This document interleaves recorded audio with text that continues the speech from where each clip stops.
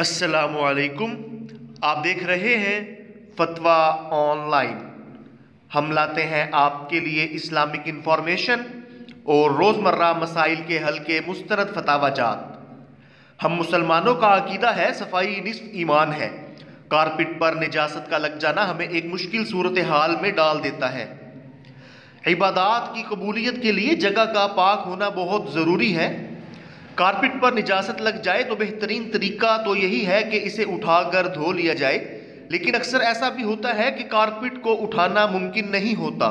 ایسی صورتحال میں کارپٹ کو پاک کیسے کیا جائے گا اور کیا ہم اس پر بیٹھ کر عبادات کر سکیں گے؟ ان تمام سوالات کے جوابات آپ کو مستند فتاوی جات کی صورت میں پیش کیے جائیں گے، لیکن ان سوالات کے جوابات جاننے سے پہلے آپ سے گزارش ہے، اگر آپ نے ہمارے چینل فتویٰ آن لائن کو سبسکرائب نہیں کیا تو ضرور سبسکرائب کر لیں، بیل آئیکن کو بھی دبا لیں تاکہ آپ ہماری ہر نئی آنے والی ویڈیو کا نوٹیفیکیشن حاصل کر سکیں۔ محترم جناب مفتی صاحب، اگر کمرے میں کارپٹ چپکایا ہو اور اس کو نجاست لگ جائے تو صفائی کا طریقہ کیا ہوگا؟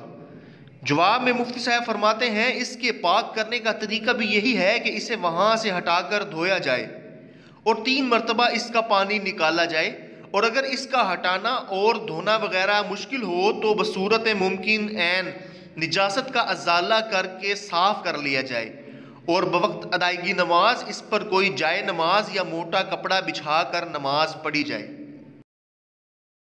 دعا ہے رب کریم سے کہ ہمیں پاکی ناپاکی کا خیال رکھنے اور اسلامی تعلیمات پر عمل کرنے کی توفیق عطا فرمائے۔ محترم ناظرین، مزید ایسے مسائل جاننے کے لیے آپ سے گزارش ہے، اگر آپ نے ہمارے چینل فتویٰ آن لائن کو سبسکرائب نہیں کیا تو ضرور سبسکرائب کر لیں، بیل آئیکن کو بھی دبا لیں تاکہ آپ ہماری ہر نئی آنے والی ویڈیو کا نوٹیفیکیشن حاصل کر سکیں۔